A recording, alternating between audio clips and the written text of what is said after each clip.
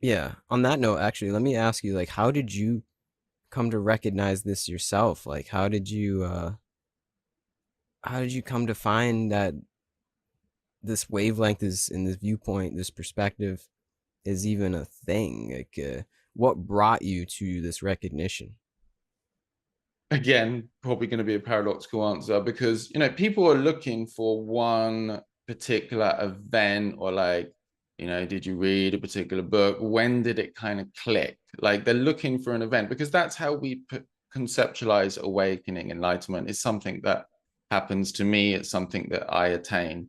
I so it I can't describe it in that way because that has not been the reality.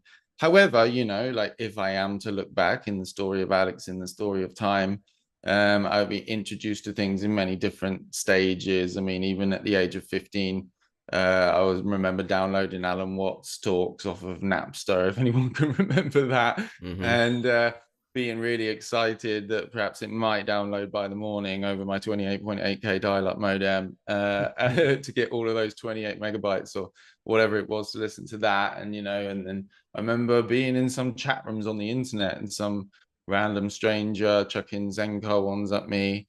And so there was always those seeds. At some point in time, I had a big relationship collapse of a relationship of 10 years, which brought up a lot of pain. And then and a lot of painful story as well. So there was an opportunity there, and that's when I read The Power of Now by Eckhart Tolle, and that kind of opened me up, I guess, in a way.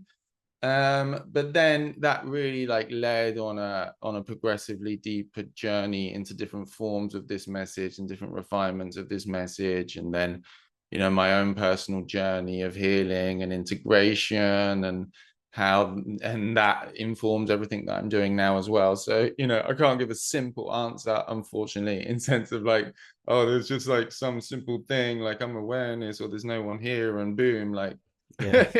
Mm-hmm. the paradox is that when it happens, you kind of realize that it never really happened. Yeah. There was never that limited, separate individual there to begin with. All there was is this timeless awareness appearing, and everything else is a memory. It has relative importance, but I can't prove it. The only thing I can't prove it, even in principle, in the sense that it only arises as a memory in this timeless now. The past is the past and only ever arises as thoughts and images. So when this is recognized, it's always fresh. It's always new. It doesn't necessarily come from it's not like one particular book or teacher or moment or something like that, because what's recognized is that is the whole illusion of this journey through time and moments and everything like this. They still appear relatively, and you can look at the journey of time and pinpoint certain, places, a certain kind of realization, etc. But on the deeper level, what's recognized is that is and was all a movie of this timeless appearance of consciousness now. Yeah. Mm. Well said. Do you think that, in a way, our pursuit toward the material things, whether it is a relationship, like you said, car, money, house, these pursuits toward wholeness in the world are what actually gets us on this wavelength, though? Because it's like we have to figure out that this isn't the way in order to realize the way. In other words, does our suffering bring us to this realization? Well, the suffering and the separation and the limitation really is like it's what creates this whole manifestation. Yeah. Like a dreamer has to forget that they're dreaming, that they're even conscious in a way, in order to appear to themselves as a dream character in a dream world. It's like you have Yeah. to wake up in a dream and be like, oh, I'm in a dream and in a world. Like if you just are only recognizing your infinite boundless nature, you have Yeah. there's no appearance. So Mm-hmm. part of how the appearance of created is this apparent experience of being a separate limited individual to which all these things happen to us, various emotional wounds, traumas, challenges, experiences, which further solidify this conditioning and contraction. And at some point, there is the overlooking, the recognition that that isn't the essential foundation of who we are. Essentially, is it our suffering, the drama of our life that brings us out of the drama and suffering? Yes, because but then it's like, as we engage with the world on this pursuit for what is really our true nature through new experiences which bring temporary pleasure and temporary joy, but then back into the pain and everything, there's nothing right or wrong with that. And actually, within that, there's always beautiful opportunity, because it's almost like the worse things get, the more likely we are to look deeper.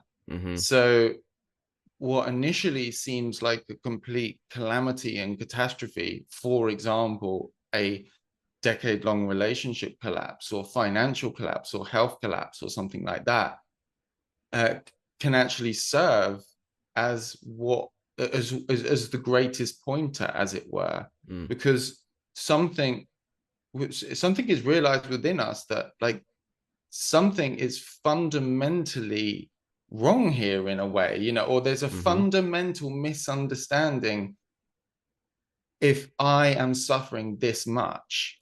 Yeah. And so that, in a way, kind of like forces us to open the book, to watch the video, to go to the retreat or Yeah. whatever it is. Yeah. And then within that, there can be a liberation that we may not have got if we had just like a life where we're just floating along and we didn't have any challenges or any pain or anything like that. Like, that's the great irony and paradox of it all, is that through our suffering, we get to experience ourselves by contrast. Mm-hmm. Because, there has to be this contrast, as it that were, to even have an experience. There has to be up, down, left, right, black, white, Yin and all yang. the spectrums of the colors, yeah, etc. To even have an experience. And so we are already unconditionally this peace and freedom, but there can be a representation of that in the world of form, by contrast